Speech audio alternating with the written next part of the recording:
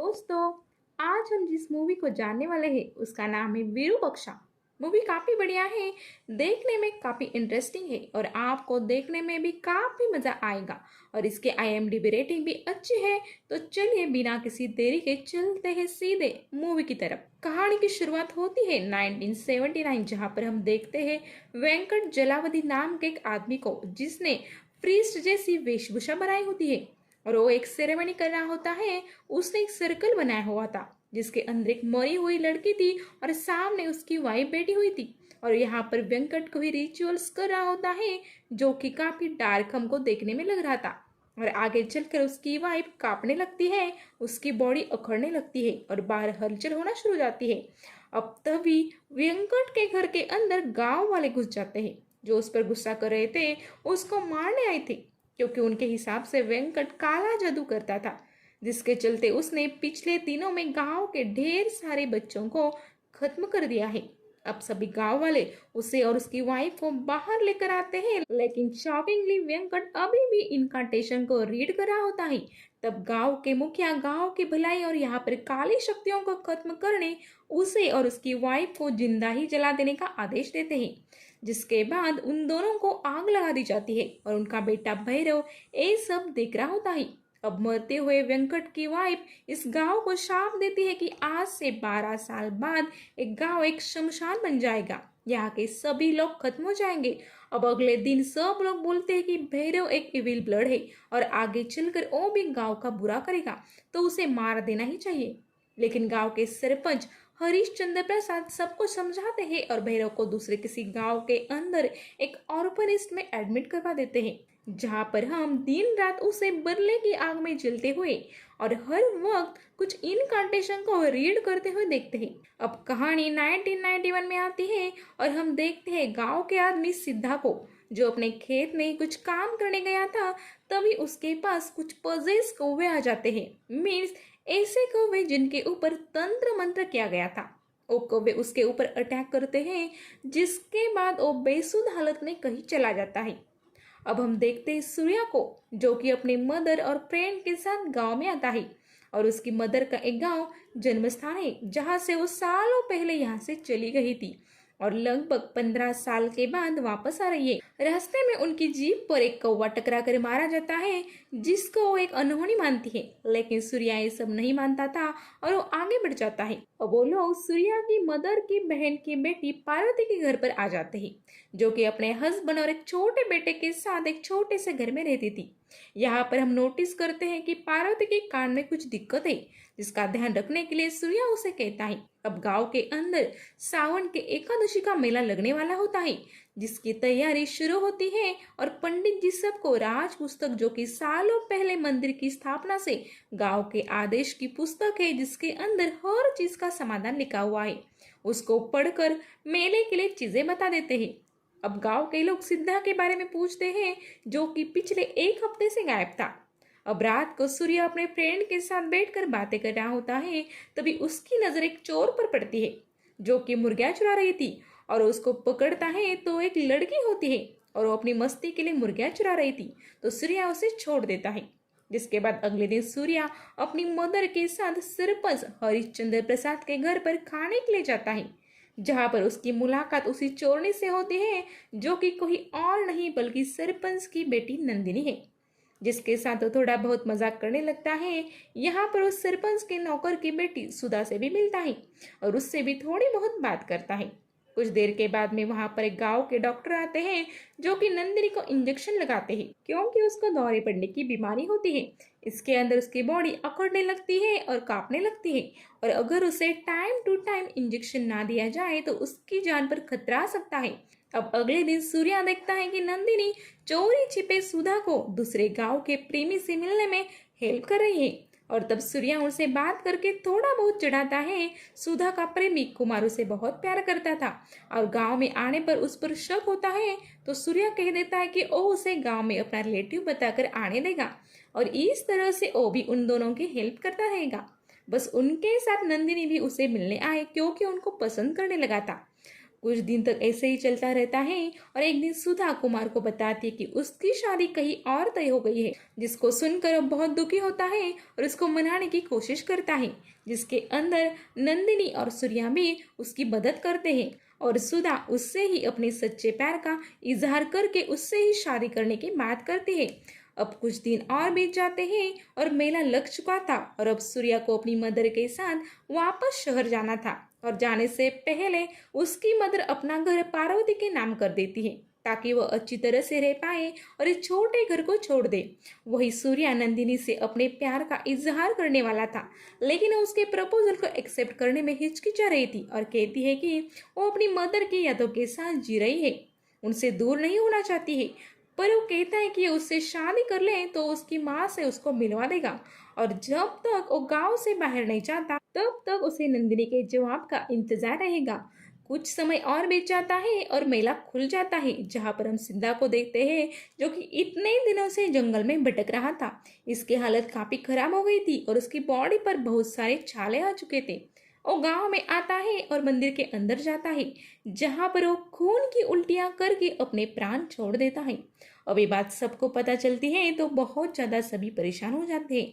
ऐसे मंदिर के गर्भगृह के अंदर ऐसा पहली बार हुआ था और ये सारी चीजें गलत थी, जिसके बारे में राज आदेश पुस्तक के अंदर पढ़ते और बताते हैं कि गांव के ऊपर संकट आने वाला है, क्योंकि देवी माँ इन दिनों के बीच अपने घर यानी कि अपने माता पिता के पास जाने वाली थी, लेकिन वो अभी मंदिर में ही है जहां पर मौत हो चुकी है, जो उनका अपमान है। और अब गांव के ऊपर एक शाप आएगा, जिससे बचने उन्हें देवी मंदिर को 8 दिन के लिए बंद करना होगा।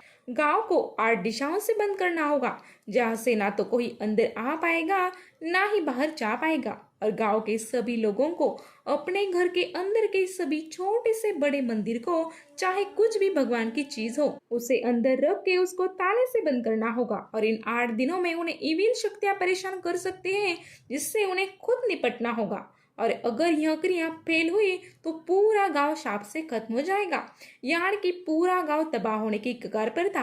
अब इस गांव के लोग बाहर नहीं जा सकते थे, लेकिन एक आदमी अभयराज, जिसकी बेटी की शादी तय थी, वो जाने लगता है, जिसको सभी लोग रोकते हैं और कड़वे मन से उसे रुकना ही पड़ता है।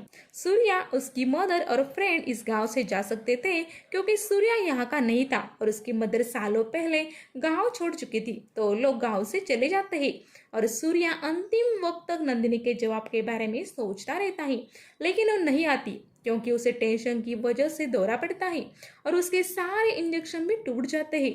अब डॉक्टर उस इंजेक्शन को दूसरे शहर से मंगवाते हैं, लेकिन उनके असिस्टेंट का रास्ते में ही एक्सीडेंट हो जाता है, जिसको सूर्या और उसकी फैमिली मिल जाती है, जिनसे वो रिक्वेस्ट करता है कि नंदिनी को बचाने के लिए वो इंजेक्शन गांव के अंदर ले जाए। और सूर्या बिना देर गवाए अपने प्यार को बचाने के लिए गांव के अंदर पहुंच जाता है, जहां पर बॉर्डर मंत्रों से सील की जा रही थी। और उसके अंदर आते ही गांव अब 8 दिन और रात के लिए सील हो चुका था। मीन सूर्या भी अब बाहर नहीं जा सकता था। अब गांव सील हो गया था, लेकिन उसी रात सुधा का प्लान अपने प्रेमी कुमार के साथ भागने का था। और चोरी छुपे गांव से बाहर चली जाती है और रेलवे स्टेशन पर कुमार से मिलती है और थोड़ी डरी हुई थी। और कुमार उसको समझाने की कोशिश करने लगता है, लेकिन वो ट्रैक पर खड़ा हो गया था, जिससे उसे एक ट्रेन उड़ाकर चली जाती है। और ये देख कर सुधा बेहोश होने लगती है, लेकिन वो खुद को संभाल कर गाँव वापस आती है। और उसके गाँव के अंदर एंटर करते ही ये सील टूट जाती है। और तब वो कुमार के मरने के सदमे में थी, और तभी वो मधुमक्खी के छत्ते के अंदर अपना मुंह डालकर खुद को खत्म कर लेती है, यानी कि जो शाप था वो शुरू हो चुका था। अगले दिन नंदिनी सूर्या से मिलने आती है और उसके प्यार को एक्सेप्ट कर लेती है, क्योंकि वो उसको बहुत ही ज्यादा चाहता है। और वो अपने प्यार को साबित करने के लिए अपनी माँ की आखिरी याद यानी कि उनका लॉकेट सूर्या को गिफ्ट के रूप में दे देती है। अब रात को पार्वती को जंगल के पास कुछ आवाजें आती है और वो वहां पर जाकर देखते हैं तो उसे गांव का ही एक आदमी सूरी दिखाई देता है, जो बाहर खड़ा हुआ था और वो खुद को खत्म कर लेता है। पार्वती ये देखकर अगले दिन खुद की भी जान ले लेती है और सबको लगता है कि उसके कान में रहने वाले दर्द से उसने ऐसा किया होगा, लेकिन बात कुछ और ही थी। और अंतिम संस्कार के वक्त सूर्या भी नोटिस कर लेता है कि जिस कान में पार्वती ने कील डाला था वो उसका सही वाला कान था, ना कि डिस्टर्ब वाला कान, यानी कि उसने खुद के ही कान में कील डालकर खुद को ही खत्म कर लिया था। लोग सोच रहे थे कि जिस कान में दिक्कत थी उसके चलते उसने ऐसा किया होगा, लेकिन ऐसा बिल्कुल भी नहीं था। उसने अपने सही कान के अंदर कील डाला था, यार कि यहाँ पर कुछ न कुछ गड़बड़ थी। अब गांव में ये बातें चलने लगती है कि लोग ऐसे कैसे मर रहे हैं। इस पर पंडित जी कहते हैं कि शायद किसी ने नियम तोड़कर सील पार की है, और सरपंच अपने लोगों से सभी को चेक करने को बोलते हैं। जहां पर सुधा के माता पिता डर के झूठ बोल देते हैं कि वो घर पर ही है। अब यहाँ पर यह बहस चल रही थी कि शमशान गांव से बाहर है, तो बॉडी को जलाया कहाँ पर जाएगा। जिस पर पंडित जी कहते कि उन्हें गांव के बॉर्डर पर बने हुए घर को ही शमशान बना लेना चाहिए, और एक घर किसी और का नहीं बल्कि वेंकट का ही घर है, जहां से मरते हुए उसकी बीवी ने शाप दिया था कि 12 साल के बाद गांव के लोग खत्म होंगे। तो क्या ये सब उसकी वजह से हो रहा था? तो नहीं, बात इससे कहीं ज्यादा बड़ी और भयानक है। इसके असली पत्ते थोड़ी ही देर में खुलने वाले हैं। गांव के बाहर एक अघोरी के पास में एक कौवा मर गिरता है, जिसको छू कर उसे गांव के शाप के बारे में पता चलता है, और वो गांव वाले के पास आकर कहता है कि उनके गांव के अंदर मंत्र तंत्र हुए हैं, और अगर उन्होंने इस चीज को नजरअंदाज किया तो सब मारे जाएंगे, और चीजें ठीक करने में उनकी मदद कर सकता है। और वो अपनी शक्ति से जान गया था कि यहाँ पर 4 लोग मारे गए हैं, लेकिन गांव वाले उसकी बात नहीं मानते और कहते हैं कि 2 ही लोग मरे हैं। वो मदद करने के लिए अंदर आने लगता है, लेकिन पंडित जी उसे अंदर नहीं आने देते, और अब वो सब कुछ महादेव के भरोसे छोड़कर वहां से चला जाता। अब सूर्या डॉक्टर से बात करता है और कहता है कि पार्वती के दूसरे कान में दिक्कत थी, और उसने पहले कान के अंदर कील क्यों डाली होगी, और उसके पीछे कोई बड़ी चीज है।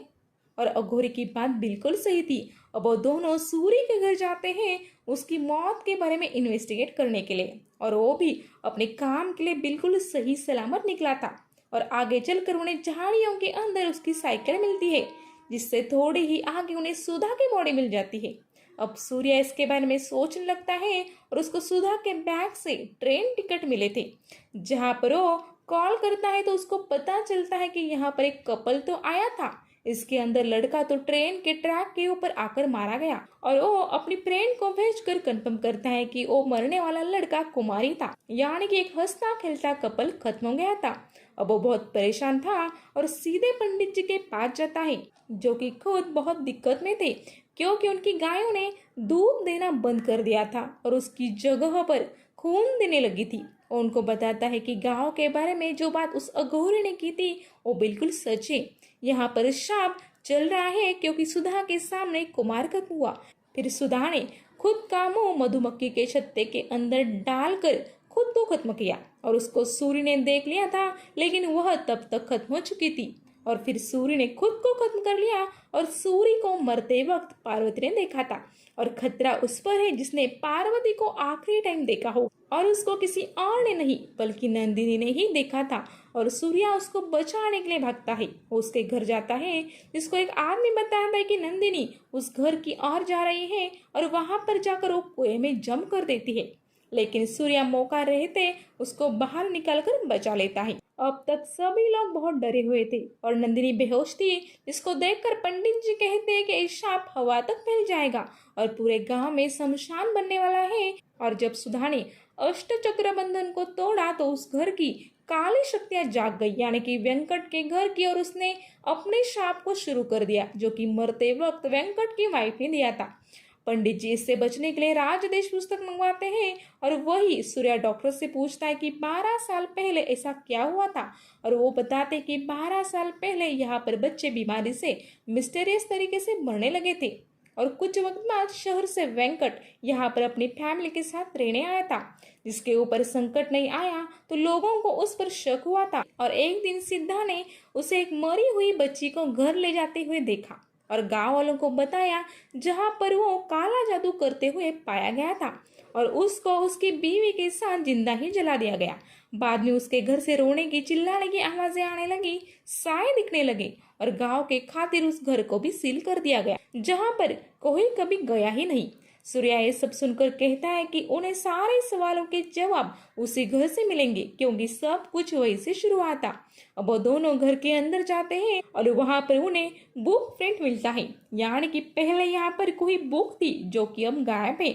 उन्हें एक छिपी हुई किताब मिलती है जिसके अंदर मरे हुए को जिंदा करने के बारे में बताया गया था, क्योंकि मरने के 6 घंटों तक ऑर्गन्स में जान होती है। और यहाँ उसे नजर तंत्र के बारे में पता चलता है, जिसके अंदर लोग मरते हुए को देखने के बाद खुद की जान देने लगते हैं।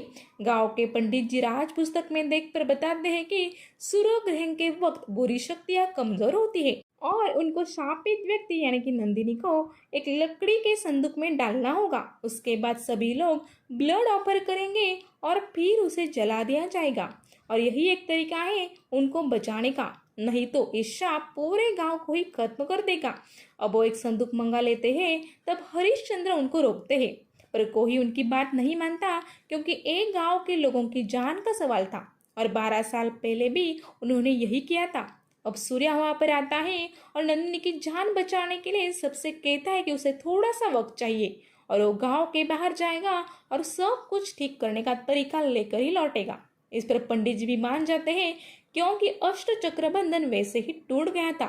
लेकिन उसे ग्रहण से पहले वापस आना होगा, क्योंकि ग्रहण के वक्त उन्हें राज पुस्तक की क्रिया करनी है, तो उसके पास बहुत कम वक्त है। अब वह गांव से बाहर जाने लगता है तो दूसरे गांव के लोग उसको रोक लेते हैं और कहते हैं कि अगर वो दूसरे गांव के रास्ते से निकलेगा तो शाप उन पर भी आ जाएगा।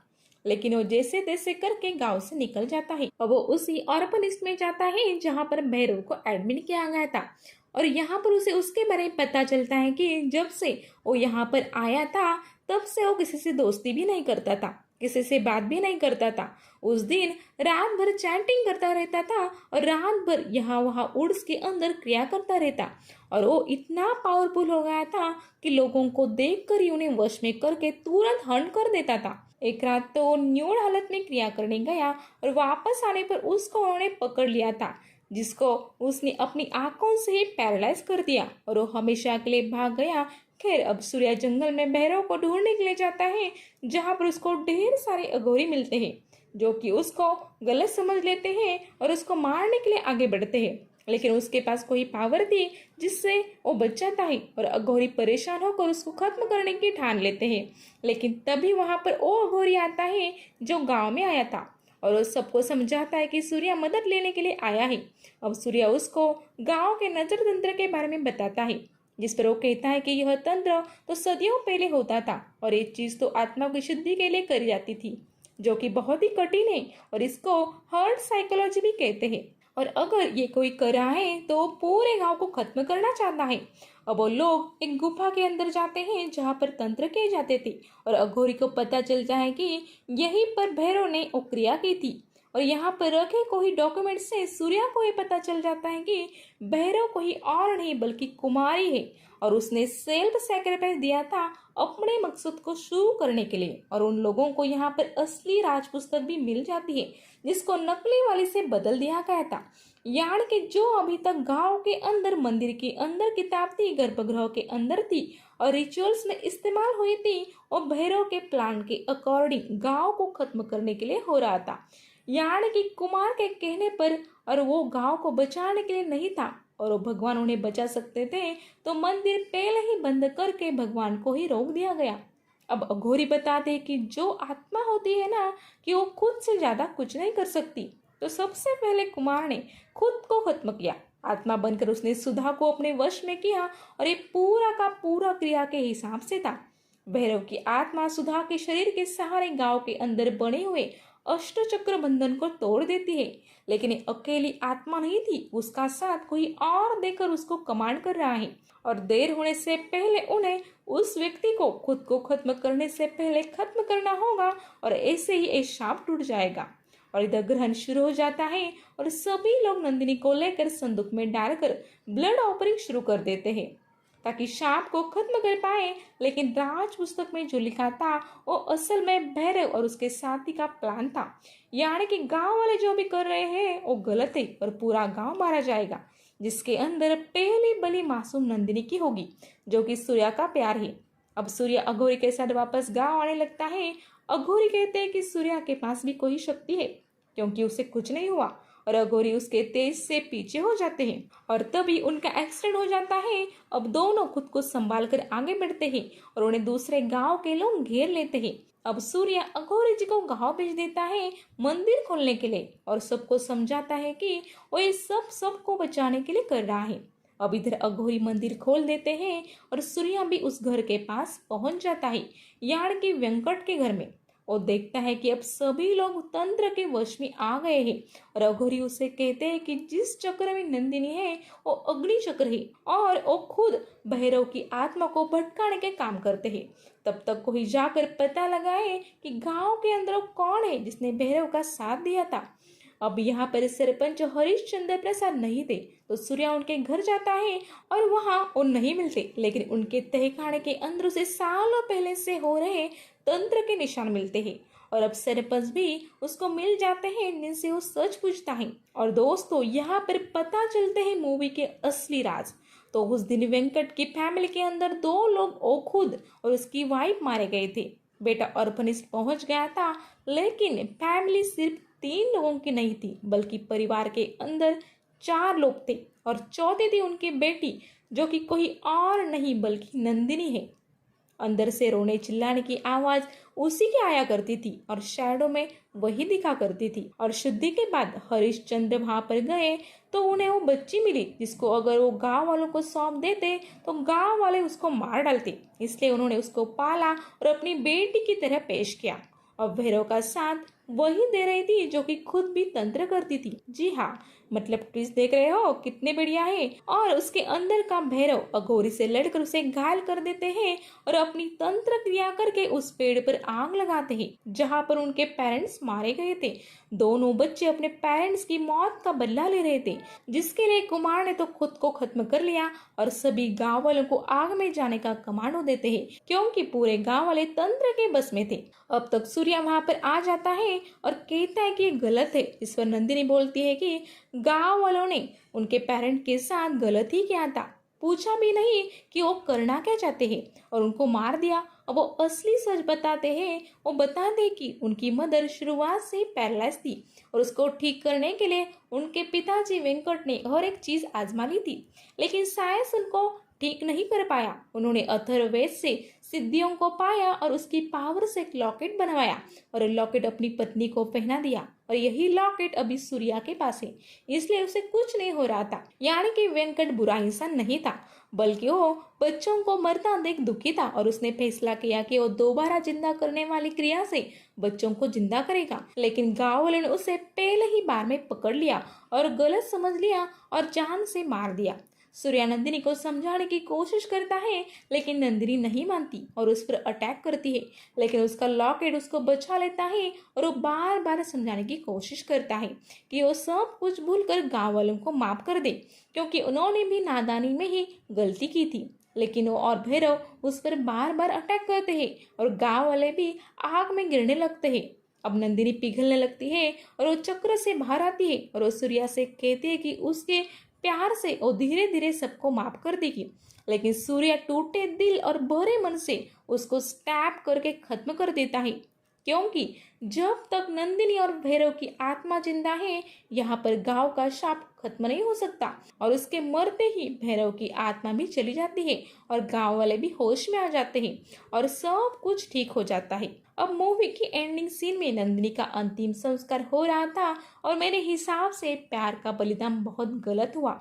यहाँ पर सूर्या सबसे कहता है कि उनके द्वारा की गई गलती शिक्षा की कमी से हो रही है। जिस घर को उन्होंने हॉन्टेड बनाया था वहां पर उन्हें एक स्कूल बनाना चाहिए। और हम सूर्या की आंखों में देखते हैं जो ब्लिंक कर रही थी। इसका मतलब यह है कि जो लॉकेट उसके पास में था उसकी सिद्धियां उसके अंदर है और हो सकता है कि ये अच्छी शक्तियां होगी जिससे कि वो गांव वालों को प्रोटेक्ट कर पाएगा, वो भी नंदिनी के लिए। या फिर यहाँ पर ऐसा भी हो सकता है कि उसके अंदर कोई बुरी आत्मा या फिर भैरव और नंदिनी का मिक्सचर आ चुका है। इसकी वजह से अब वो गांव वालों को भी खत्म कर सकता है और ये भी शायद वो नंदिनी के लिए ही करेगा। और इसी के साथ ये मूवी यहीं पर खत्म हो जाती है।